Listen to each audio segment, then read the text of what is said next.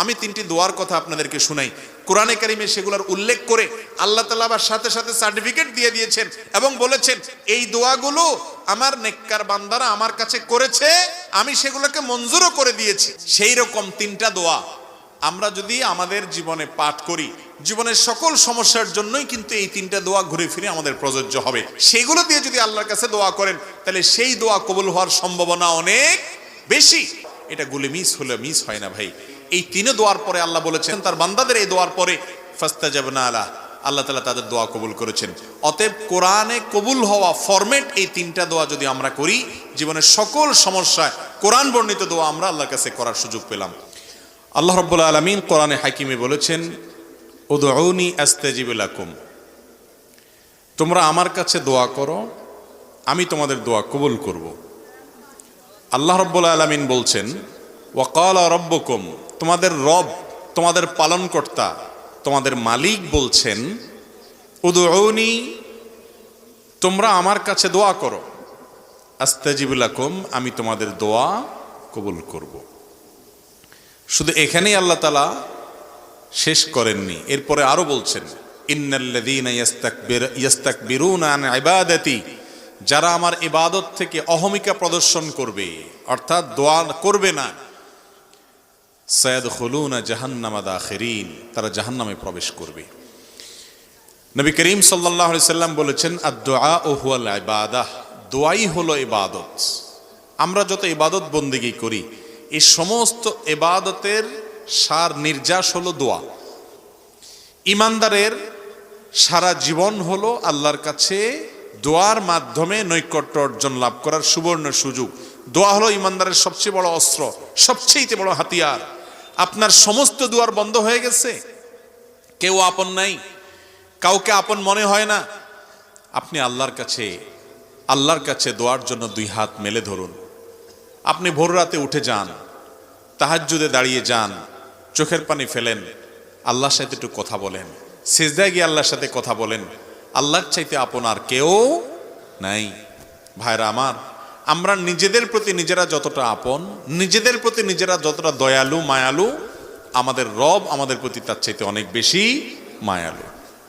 আল্লাহ রাব্বুল আলামিন এরপরও আমাদেরকে পরীক্ষা নেন, অনেক সময় আমাদেরকে কষ্ট দেন, সবর করতে পারলে তার বিনিময়ে মহা পুরস্কার রেখেছেন। এই দোয়া আল্লাহ রাব্বুল আলামিন বান্দার জন্য সবচেয়ে বড় সুযোগ দিয়েছেন। দোয়াটাকেই ইবাদত বলেছেন হাদিসে নবী করিম সাল্লাল্লাহু আলাইহি ওয়াসাল্লাম, আদ-দুআ হুয়াল ইবাদা, দোয়াটাই কি ইবাদত, দোয়াই হলো ইবাদত, ইবাদতের মগজ সার। কিন্তু সে দোয়া আজ আমাদের মাঝে নাই। আমরা দোয়া করাইতে পছন্দ করি, দোয়া করতে পছন্দ করি না। দোয়ার তিনটা ভার্সন আছে, একটা হলো দোয়া করা, আরেকটা হলো দোয়া চাওয়া, আরেকটা হলো দোয়া করানো। কয়টা ভার্সন হলো? তিনটা। দোয়া করা হলো আপনি আল্লাহর কাছে চাইলেন, এটা হলো দোয়া করা। দোয়া চাওয়া হলো ভাই আপনি আমার জন্য দোয়া করেন, আমি শরীরটা ভালো না, ভালো যাচ্ছে না আমার, আপনি আমার জন্য দোয়া করেন, আমি বিপদগ্রস্ত, আমার জন্য দোয়া করেন, আমার বাবার জন্য দোয়া করেন, তিনি মারা গেছেন, আমার মা অসুস্থ, তার জন্য দোয়া করেন। তাকে নেককার মনে হয়, যে কোনো ইমানদার যে কোনো নেককারের কাছে দোয়া চাইলেন, এটা জায়েজ আছে। নবী করিম সাল্লাল্লাহু আলাইহি সাল্লামের কাছে সাহাবীরা দোয়া চাইতেন, সাহাবীরা একে অন্যের কাছে দোয়া চাইতেন, কারোর কাছে দোয়া চাওয়াতে কোনো দোষের কিছু নাই। তাহলে দোয়া করা এটা তো মূল কাজ, করতেই হবে, আর দোয়া চাওয়াটাও জায়েজ আছে। আরেকটা অপশন হলো দোয়া করানো। করানো বুঝেন কোনটা? করানো মানে হলো যেটাতে পয়সা খরচ হয়, সহজ বাংলায়। দোয়া করানো মানে কি? যে দোয়াতে কি হয়, বাজেট লাগে, বাজেট। দোয়া করাইতে বাজেট লাগে না? যেমন দোয়া করাইতে জিলাপি লাগবে, মিষ্টি লাগবে, নাস্তার প্যাকেট লাগবে, হুজুরের হাদিয়া লাগবে, আগরবাতি লাগবে, তারপরে আপনার গোলাপ জল লাগবে, বাজেট লাগবে। বাজেট ছাড়া সাধারণত দোয়া হয় না, সাধারণত হয় না। তো এই যে দোয়া করানো, অর্থাৎ কন্ট্রাক্টারি দিয়ে দোয়া করানো, এটার শিক্ষা নবী করিম সাল্লাল্লাহু আলাইহি সাল্লাম দেন নাই। দোয়াটা আল্লাহর কাছে চাইতে হবে নিজে, করতে হবে নিজে, অথবা কারোর কাছে চাইতে হবে, করানো। বিশেষ করে মুর্দার জন্য দোয়া করানো, মা বাবা দুনিয়া থেকে গেছেন, তাদের জন্য দোয়া করানো আমাদের সমাজে আছে না নেই?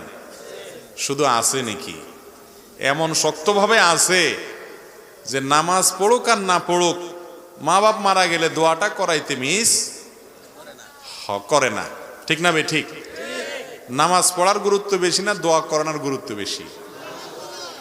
দোয়া করাইলে হুজুরের লাভ, আমাদের লাভ, ঠিক আছে, কিন্তু আপনার কি লাভ? আপনার কি লাভ? বিশেষ করে আপনার মৃত মা বাবার জন্য দোয়া করে, মুর্দার জন্য দোয়া করে, আর আখিরাতে পরকালীন কোনো বিষয়ের জন্য দোয়া করে টাকা নেওয়া সারা দুনিয়ার উলামাদের ঐক্যমতে জায়েজ নাই। তাহলে এই নাজায়েজ পদ্ধতিতে দোয়া করাইলে সে দোয়া কি কবুল হবে নাকি উল্টা গুনাহ হওয়ার সম্ভাবনা আছে? কিন্তু আমাদের সমাজে সেটা খুব বেশি সুপ্রতিষ্ঠিত। ঠিক না বে ঠিক? জীবনে মুসলমানের নামগন্ধ তার শরীরে নাই, জীবনে নাই, কিন্তু বাপ মরছে, মা মরছে, 40 কুলখানি 7 দিনা দোয়ার অনুষ্ঠান পত্রিকায় দিয়া বিভিন্নভাবে শামিয়ানা টাঙ্গাইয়া হইলেও করে। ঠিক না বে ঠিক? আহা, আমরা মুসলমানরা আজকাল ইসলামকে বেশিরভাগ ক্ষেত্রেই বুঝতে ভুল করি। আমার বাবা মারা গেছেন, মা মারা গেছেন, আমি আল্লাহর কাছে চোখের পানি ফেলে দোয়া করব। অন্যদের কাছে দোয়া চাইব, টাকা দিয়া লোক ভাড়া নিয়া দোয়া করানোর শিক্ষা ইসলাম দেয় না, আর এভাবে দোয়া হয়ও না। আপনি আমাকে টাকা বাড়াই দিলে হয়তো আমার চোখে পানি একটু বেশি আসবে, এটা ঠিক, কিন্তু ওই পানিয়ে আপনার মা বাবার কোনো উপকারে আসবে? কারণ এই পানি আল্লাহর ভয়ে না, ওইটা টাকার মায়ায়। যে আমলটা সবচেয়ে বেশি করতে হয়, সবচেয়ে পরিমাণে বেশি করা লাগে, সে আমলটাকে আল্লাহ তাআলা করাটাকে সহজ করে দিয়েছেন, যাতে করে বান্দা সব সময় করতে পারে।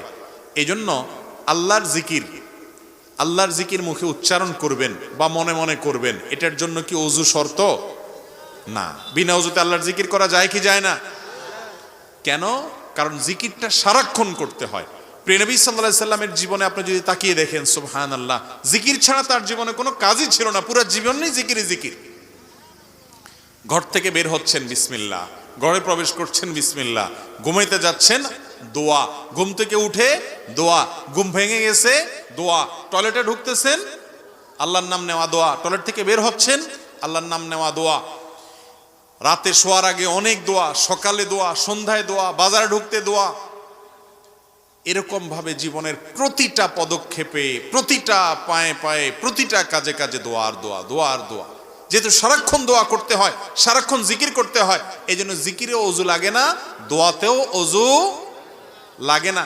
অজু থাকলে ভালো, পবিত্র অবস্থা দোয়া করা অনেক বেশি ভালো, উত্তম। দোয়া কবুল হওয়ার জন্য জোরালো আশা করা যায় অজু থাকলে, কিন্তু বিনা অজুতেও দোয়া করা যায়। কেন?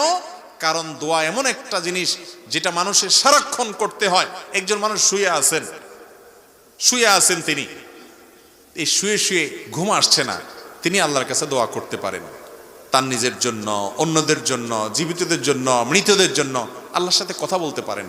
দোয়া হলো আল্লাহর সাথে কথা বলার সুযোগ। ভাইরা আমার, এই সুযোগটা আজ আমরা অনেকেই হাতছাড়া করি। ইমানদারের সবচেয়ে বড় অস্ত্রটা আজ অব্যবহৃত থেকে যায়, আমরা ব্যবহার করি না, সেটা হলো দোয়া। আল্লাহর কাছে দোয়া করবো তো ইনশাআল্লাহ সব সময়। আপনার যদি হালাল উপার্জন থাকে, আপনি যদি হালাল বক্ষণ করে দোয়া করেন, আপনি যদি আল্লাহর কাছে হারাম কোনো দোয়া না করেন, আপনি যদি দোয়া করার পরে হুলস্থুল না করেন কবুল হলো না কেন এই কথা বলে, আপনি যদি আল্লাহর কাছে কায় মনোবাক্যে, অন্তরের গভীর থেকে বিনয়ের সাথে, মনোসংযোগের সাথে, খুশুর সাথে, আন্তরিকতার সাথে আল্লাহর কাছে যদি দোয়া পেশ করেন, দোয়াতে যদি নবী সাল্লাল্লাহু আলাইহি ওয়াসাল্লাম দুরূদ পেশ করেন, আল্লাহর প্রশংসা করেন, আপনার ওই দোয়া গুলি মিস হলেও মিস হওয়ার কোনো কারণ নাই। আপনি দোয়ার উপকারিতা বা ধাক্কা অনেক সময় অনেক পরে দেখবেন। আল্লাহর বিভিন্ন নবী রাসূলদের দোয়ার কথা এই কোরআনে আছে। আল্লাহ রাব্বুল আলামিন উল্লেখ করেছেন, হয়তো কখনো কেউ দোয়া করেছেন কবুল হয়েছে অনেক পরে এসে, আছে না নাই?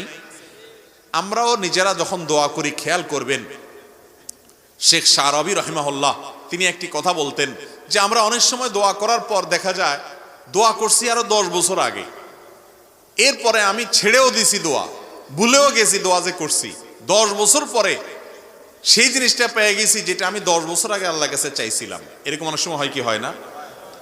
আমরা ভুলে যাই, কিন্তু আমাদের মালিক ভুলেন না।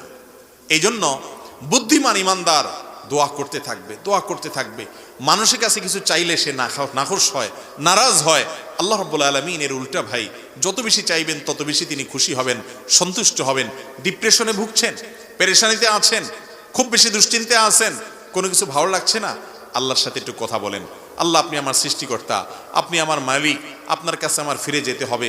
আপনার কত অবাধ্য হয়েছি, কত নাফরমানি করেছি, কত সীমালঙ্ঘন করেছি, কত নির্দেশ অমান্য করেছি, কত নিষেধ লঙ্ঘন করেছি। আল্লাহ, এগুলোর জন্য পাকড়াও করলে আমার কোনো উপায় থাকবে না। মালিক, এখনো নাকের ডগা নিঃশ্বাস আছে, এখনো ক্ষমা চাওয়ার সুযোগ আছে। আপনি ক্ষমা চাইলে ক্ষমা করে দেন। আমি তওবা করছি, আর কখনো নির্লজ্জ কাজ করব না, আপনার নাফরমানি করব না। আপনি আমার অমুক পাপটা মাফ করে দেন, তমুক পাপটা মাফ করে দেন, আমাকে পাপ থেকে বাঁচায় রাখেন। আল্লাহ, আপনি আমাকে হেফাজত করেন। আপনি হেফাজত না করলে আমি নিজে নিজে বাঁচতে পারবো না। মালিক, আপনি রহম করেন। আল্লাহর সাথে একটু কথা বলেন। আল্লাহর কসম, সালহাতু সঙ্গবুদি দিল খারাস আজমুদে এক জামানা খাকে বাস। পাথর হয়ে বহুদিন ছিলেন ভাই, একটু আল্লাহর সাথে কথা বলেন, চোখের পানি ফেলেন, দোয়া করেন। বিশেষ করে ভোর রাতের দোয়া, ভোর রাতের দোয়া, এটা গুলি মিস হলে মিস হয় না ভাই। ডক্টর খন্দকার আব্দুল্লাহ জাহাঙ্গীর রহমাল্লাহর এক বক্তব্য বলছিলেন যে আল্লাহর এক বান্দা ঢাকা শহরে তার একটা বড় দামি জমি অ্যাসেট আছে, এই অ্যাসেটটা কেউ বেদখল করে রাখছে, ঝামেলা করছে, কোনোভাবে সমাধান করতে পারছেন না।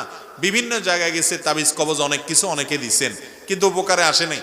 তো স্যার রহমাহুল্লাহর বক্তব্যে বলেছেন যে আমার কাছে একবার এসে বলেছেন যে আপনি একটু বলেন তো কি আমল করব। তো স্যার তাকে শিখাই দিলেন যে আপনি তাহাজ্জুদের সময় উঠবেন, আল্লাহর কাছে সুন্দর করে দুই রাকাত করে লম্বা সময় নিয়ে ধীরে ধীরে রুকু সিজদা বড় করে করে আপনি একটু নামাজ পড়বেন। এরপর তাহাজ্জুদের পরে আল্লাহর সামনে হাত তুলে চোখের পানি ফেলে নিজের অসহায়ত্বের কথা স্বীকার করে, আল্লাহ, আমার কেউ নাই, আমার কোনো বড় পাওয়ারফুল ব্যক্তি নাই, বড় কোনো হ্যালো বলার লোক নাই, পয়সা কড়ি নাই, গায়ের জন নাই, আল্লাহ আমি দুর্বল, কিন্তু আমি আপনার গোলাম, একটা পরিচয় আমার আছে, আপনি আমার মালিক, আপনি আমাকে হেফাজত না করলে কেউ করেন না। একটু ভালো করে দোয়া করেন, চোখের পানি ফেলেন, সেজদায় গিয়ে লুটিয়ে পড়ে আল্লাহর কাছে দোয়া করেন। আকরাবু মা ইয়াকুনুল আবদু মির রাব্বিহি ওয়া সাজিদ, বান্দা সবচেয়ে আল্লাহর কাছে যেতে পারে যখন সিজদায় চলে যায়, ওই জায়গায় গেলে দোয়া করেন। লোকটা সেভাবে দোয়া করলেন। স্যার রাহিমাহুল্লাহ তার বক্তব্যে বলেছেন যে কিছুদিন পরেই সে লোকটা আমার কাছে এসে বললেন যে আল্লাহ রাব্বুল আলামিন আমাকে অলৌকিকভাবে, অবিশ্বাস্যভাবে আমাকে আল্লাহ তাআলা আমার এই বিপদ থেকে উদ্ধার করে দিয়েছেন এই দোয়ার মাধ্যমে। আমরা দোয়া করবো না আল্লাহর কাছে ইনশাআল্লাহ? দোয়া আজকে বিদায় হয়ে গেছে ভাই, দোয়া আমরা এখন আর করি না। উঠতে বসতে মুখে দোয়া তো পড়বই, আর বিশেষভাবে আল্লাহর কাছে লম্বা সময় নিয়ে একটু কথা বলবো। প্রতিদিন একটা বার অন্তত আল্লাহর সাথে একটু কথা বলতে হবে। চেষ্টা করবো আমরা সবাই ইনশাআল্লাহ। আল্লাহ তাআলা আমাদের সবাইকে তৌফিক দান করুন। দোয়ার ক্ষেত্রে কোরআন এবং হাদিস যে ফরম্যাট শিক্ষা দিয়েছে, সেই ফরম্যাটের দোয়াগুলোকে আপনি যদি করেন সবচাইতে বেটার, সবচেয়ে উত্তম, কবুল হওয়ার সবচাইতে বেশি সম্ভাবনা। কারণ এই ফরম্যাটটা স্বয়ং আল্লাহর পক্ষ থেকে প্রাপ্ত, রাসূল আকরাম সাল্লাল্লাহু আলাইহি ওয়াসাল্লামের তরফ থেকে প্রাপ্ত। নবীজির সেখানে দোয়াগুলো বেশি বেশি পড়বেন। আমরা অনেক সময় দেখি বিভিন্ন ওজিফার বই পড়ে অনেক মহিলারা, মা বোনরা, দাদি চাচিরা, অনেক মুরব্বীরা। এই সমস্ত ওজিফার বইতে যেসব দোয়া লেখা আছে, এই দোয়াগুলো না কোরআনে বর্ণিত না হাদিসে বর্ণিত। এমনিতে যে কোনো ভাষায় দোয়া করা যায়। আপনি আল্লাহর কাছে বাংলা দোয়া করলেও আল্লাহ কবুল করবেন। আপনার মনে মনে কি বলছেন সেটাও আল্লাহ তাআলা বুঝেন। ওই হুজুর দোয়ার মায়ের পেঁয়াজ বুঝে আপনি বুঝেন না, তারপরও আল্লাহ তাআলা আপনার দোয়া কবুল করবেন। আপনি গুনাহগার, আপনার দোয়া কি কবুল হবে? এই চিন্তা করে যারা দোয়া থেকে দূরে থাকছেন, নিশ্চিত থাকেন আপনাকে দূরে রাখছে স্বয়ং ইবলিস। কারণ ইবলিস জানে দোয়ার মাধ্যমে আপনি পাতাল থেকে আকাশে উঠে যাবেন, দোয়ার মাধ্যমে আপনি জাহান্নামী থেকে জান্নাতি হবেন, দোয়ার মাধ্যমে আপনার সাথে আল্লাহর সম্পর্ক গাঢ় হবে, দোয়ার মাধ্যমে আপনার ঈমান মজবুত হবে, দোয়ার মাধ্যমে আপনার ইবাদত প্রকৃত অর্থে ইবাদত হবে। এই জন্য ইবলিস আপনাকে দোয়া থেকে দূরে রাখানোর জন্য, দোয়া থেকে মাহরুম করার জন্য, বঞ্চিত রাখার জন্য আপনাকে নিরাশ করে দেয়। বলে যে না, তোর দোয়া কি কবুল হতে, এত পাপ করছস, এত গুনাহ করছস, তোর দোয়া কি কবুল হবে? এরকম ইবলিস বলে কি বলে না? দোয়া করার ক্ষেত্রে কোরআন যে দোয়াগুলোর কথা বর্ণনা করেছে, বিভিন্ন নবীদের দোয়ার কথা কোরআনে আছে যে তারা এই ভাষায় দোয়া করেছেন, এই শব্দে দোয়া করেছেন, এই কথাগুলো দিয়ে দোয়া করেছেন। আল্লাহ রাব্বুল আলামিন সেগুলোর উল্লেখ করেছেন। সেগুলো দিয়ে যদি আল্লাহর কাছে দোয়া করেন, তাহলে সেই দোয়া কবুল হওয়ার সম্ভাবনা অনেক বেশি। ঠিক তেমনি ভাবে নবী করিম সাল্লাল্লাহু আলাইহি সাল্লাম যে দোয়াগুলো শিক্ষা দিয়েছেন, সকাল সন্ধ্যায় সেগুলো পড়বেন, রাতের ওজিফা হিসাবে সেরকম হাদিসে বর্ণিত দোয়াগুলো পড়বেন, ওইগুলো কবুল হওয়ার সম্ভাবনা অনেক বেশি। আর ওজিফার কোনো দোয়া যদি থাকে, সেগুলোর অর্থের মধ্যে খারাপ কিছু যদি না থাকে, পড়তে পারেন, কিন্তু আপনার সামনে এ ক্লাসের সুযোগ আছে, কোরআনের দোয়া, হাদিসের দোয়া যেটা কবুল হয়ে গেছে অলরেডি, সেগুলো কবুল হওয়া দোয়াগুলোকে আপনি বেশি বেশি পাঠ করবেন, সেটা হলো অধিক বুদ্ধিমানের কাজ। আমি তিনটি দোয়ার কথা আপনাদেরকে শুনাই। কোরআনে কারিমে সেগুলোর উল্লেখ করে আল্লাহ তাআলা আবার সাথে সাথে সার্টিফিকেট দিয়ে দিয়েছেন এবং বলেছেন এই দোয়াগুলো আমার নেককার বান্দারা আমার কাছে করেছে, আমি সেগুলোকে মঞ্জুরও করে দিয়েছি। সেই রকম তিনটা দোয়া আমরা যদি আমাদের জীবনে পাঠ করি, জীবনের সকল সমস্যার জন্যই কিন্তু এই তিনটা দোয়া ঘুরে ফিরে আমাদের প্রযোজ্য হবে। তার একটা হলো কঠিন বিপদে, কঠিন মুসিবতে রক্ষার যখন কোনো পথ খোলা নেই, দেয়াল যখন পিঠের সাথে লেগে গেছে, এরকম সময়ে আমরা দেখেছি আল্লাহর একজন নবী ইউনুস আলাইহিস সালাম আল্লাহর কাছে কিছু বাক্য বলে প্রার্থনা করেছেন। আল্লাহ তাআলা তাকে বিপদ থেকে উদ্ধার করেছেন। কি দোয়া ছিল সেটা? ফানাদা ফিজ জুলুমাত, মাছের পেটে থেকে, অন্ধকারের মধ্যে থেকে, যেখানে মৃত্যু সুনিশ্চিত, সেই জায়গায় তিনি অবস্থায় আল্লাহর কাছে দোয়া করেছেন, আল্লাহ ইলাহা ইল্লা আনতা সুবহানাক ইন্নী কুনতু মিনাজ জালিমিন। দোয়া করে বলেছেন, আল্লাহকে আহ্বান করে ডেকে বলেছেন, ও আল্লাহ, লা ইলাহা ইল্লা আন্ত, আপনি ছাড়া কেউ সত্যিকারের মাবুদ নেই। ইন্নী কুনতু মিনাজ সুবহানাক, আপনার পবিত্রতা বর্ণনা করছি। ইন্নী কুনতু মিনাজ জালিমিন, আমি হলাম জালিমদের অন্তর্ভুক্ত। আমি নিজের প্রতি নিজে অবিচার করেছি, আমি নিজে ভুল করেছি। আল্লাহর কাছে এই দোয়া করে, এই বাক্যগুলো বলে আল্লাহর কাছে দোয়া করেছেন কে? ইউনুস আলাইহিস সালাম। লা ইলাহা ইল্লা আনতা সুবহানাকা ইন্নী কুনতু মিনাজ জালিমিন। আল্লাহ তাআলা এই দোয়া উল্লেখ করার পর বলছেন, ফাস্তাজাবনা লাহু ওয়া নাজ্জাইনাহু মিনাল গাম। এই দোয়া করার পর আমি তার ডাকে সাড়া দিয়েছি, ইউনুসের ডাকে সাড়া দিয়েছি এবং তার বিপদ থেকে তাকে উদ্ধার করেছি। এর পরের অংশটা বেশি গুরুত্বপূর্ণ আমাদের জন্য। এরপরে আল্লাহ বলছেন, ওয়াকাযালিকা নুনজিল মুমিনিন, যেভাবে ইউনুস আলাইহিস সালামকে রক্ষা করেছি, একইভাবে ঈমানদারদেরকে, কিয়ামত পর্যন্ত আগত ঈমানদারদেরকে বিপদ থেকে রক্ষা করব এই দোয়ার মাধ্যমে। কোন দোয়ার মাধ্যমে? দোয়া ইউনুসের মাধ্যমে। যে কোনো বিপদে পড়ে গেছেন, কোরআনে বর্ণিত কবুল হওয়া দোয়া, নিশ্চিত আল্লাহর কাছে গ্রান্টেড কবুল হওয়া দোয়া, আল্লাহর নবীর দোয়া আল্লাহ কবুল করেছেন, সেটা আল্লাহ জানিয়েও দিয়েছেন। আবার ঈমানদার বান্দারা করলে সেটাও কবুল করবেন, ওয়াদা করেছেন। শুধু তিনি ওয়াদা করছেন তা নয়, নবী করিম সাল্লাল্লাহু আলাইহি সাল্লাম বলেছেন, আল্লাহর কোনো বান্দা যখন ইউনুস আলাইহিস সালাম এর দোয়া লা ইলাহা ইল্লা আনতা সুবহানাকা ইন্নী কুনতু মিনাজ জালিমিন, এটা মূলত আল্লাহর প্রশংসা মাখা একটা বাক্য, যেটার মাধ্যমে দোয়াও লুকায়িত আছে, আল্লাহর কাছে প্রার্থনা আছে এর মধ্যে অন্তর্নিহিতভাবে। এই বাক্যের মাধ্যমে যে ব্যক্তি দোয়া করে, নবী করিম সাল্লাল্লাহু আলাইহি সাল্লাম বলেছেন, সে দোয়া কবুল না হয়ে পারে না। তাহলে যে কোনো বিপদ আপদে কোরআনের একটা কবুল হওয়া দোয়া আপনি পাঠ করতে পারেন, সেটা হলো ইউনুস আলাইহিস সালামেরটা। সেই বাক্য হলো, আল্লাহকে ডেকে বলবেন, ও আল্লাহ, লা ইলাহা ইল্লা আন্ত সুবহানাকা ইন্নী কুনতু মিনাজ জালিমিন। মানুষের জীবনে আরেকটা বড় সমস্যা হলো অসুখ বিসুখ, দুরারোগ্য ব্যাধি, এমন মুসিবত, এমন অসুখ, যে অসুখ থেকে আরোগ্য লাভের কোনো উপায় আমরা খুঁজে পাচ্ছি না। সাধারণ চিকিৎসা আমরা গ্রহণ করব, সুন্নাত। নবী করিম সাল্লাল্লাহু আলাইহি সাল্লাম বলেছেন, তোমরা চিকিৎসা গ্রহণ করো, রোগ হলে ঔষধ সেবন করো। আপনার কোনো দুষ্ট জিনের প্রভাব যদি আপনার মধ্যে হয়ে থাকে বলে প্রমাণিত হয়, তাহলে আপনি কোরআন হাদিসের আলোকে ঝাড়ফুঁক করেন, ঠিক আছে, এগুলা গ্রহণ করেন। তবে মূল কাজ ওই আসল জায়গায় দরখাস্ত করে রাখেন, কারণ মঞ্জুর হবে সেখান থেকে। আর সেটার জন্য আল্লাহ নবী আইয়ুব আলাইহিস সালামের একটা দোয়া আল্লাহর খুব পছন্দ হয়েছে, কোরআনে সেটা উল্লেখ করেছেন। ওনার দোয়াটাও আল্লাহ তাআলা কবুল করেছেন। তিনি কি বলেছেন? তিনি বলেছেন, আন্নী মাসসানিয়াদ দুররু ওয়া আনতা আরহামুর রাহিমিন। তার অসুখটা ছিল অনেক মারাত্মক অসুখ, অনেক কষ্টের অসুখ, যে অসুখের কারণে তার কষ্টের শেষ সীমানায় তিনি পৌঁছে গেছেন। এত কষ্ট, এত যন্ত্রণা, এত অসুখ, এটা থেকে রক্ষার জন্য তিনি বলেছেন, রব্বি আন্নী মাসসানিয়াদ দুর, ও আল্লাহ, আমার কষ্ট আমাকে পেয়ে বসেছে, কষ্ট পেয়ে বসেছে আমার, অনেক কষ্ট আল্লাহ, অনেক অসুখ। ওয়া আনতা আরহামুর রাহিমিন, অথচ আপনি সকল দয়ালুদের মধ্যে শ্রেষ্ঠ দয়ালু, অর্থাৎ আমার প্রতি রহম করেন। এটা বলার পর আল্লাহ বলছেন, ফাস্তাজাবনা লাহু ফাকাশাফনা বিহি মা বিহি মিন দুর। এই দোয়া করার পর আমি তার দোয়া কবুল করেছি এবং তার বিপদকে দূর করেছি। তাহলে অসুখ বিসুখ হলে আইয়ুব আলাইহিস সালামের দোয়াটা করবেন। সেটা কি? আন্নী মাসসানিয়াদ দুররু আনতা আরহামুর রাহিমিন। তোমার রব্বি আন্নী মাসসানিয়াদ দুররু আনতা আরহামুর রাহিমিন। হে আল্লাহ, আমার অসুখে পেয়ে বসেছে, অনেক কষ্ট হচ্ছে, আপনি আরহামুর রাহিমিন, আপনি সবচেয়ে বড় দয়ালু। মুস্তাদরাক হাকিমে একটা বর্ণনা পাওয়া যায়, সেই বর্ণনা সম্পর্কে মুহাদ্দিসরা অনেকে দাঈফ বলেছেন, কিন্তু বর্ণনার যে মূল মর্ম সেটা ঠিকই আছে। বিশুদ্ধ বিভিন্ন হাদিসের আলোকে বর্ণিত, এই আয়াতের আলোকে বর্ণিত। তা হলো বান্দা যখন আল্লাহর কাছে হে আরহামুর রাহিমিন এরকম বলে এরপরে চায়, মনের চাওয়াগুলো পেশ করে, গোছায় বলতে না পারলেও আল্লাহ কবুল করবেন। আপনি কিছু না বলতে পারেন, শুধু কাঁদেন, শুধু কাঁদেন, আর মনে মনে আল্লাহকে বলেন, আল্লাহ আলিমুম বিজাতি সুদূর, মনের খবর রাখেন, দোয়া কবুল হবে ইনশাআল্লাহ। নিজেরা দোয়া করতে হবে ভাই। আপনার ঘরবাড়ি উদ্বোধন করবেন, গাড়ি উদ্বোধন করবেন, যাই করবেন, সব কিছুতে ওই দোয়ার জন্য হুজুর ভাড়া করতে হবে, এই নির্দেশ কোরআন হাদিস কোথাও দেয় নাই। বরং আলেমদের কাছে দোয়া চাইবেন, ঠিক আছে, কিন্তু নিজের দোয়াটা নিজে আল্লাহর কাছে পেশ করবেন। চেষ্টা করবো না ইনশাআল্লাহ। আরেকটা দোয়া হলো নিঃসন্তান মানুষের দোয়া। সন্তান হচ্ছে না, আল্লাহর কাছে এই কষ্ট দূর করার জন্য আপনি দোয়া করলেন। তো কোরআনে একটা মাকবুল, মুস্তাজাব, আল্লাহর কাছে কবুল হওয়া গ্যারান্টেড দোয়ার নজির আমরা পাই। আল্লাহ নবী জাকারিয়া আলাইহিস সালাম তিনি আল্লাহর কাছে দোয়া করেছেন, কি বলে?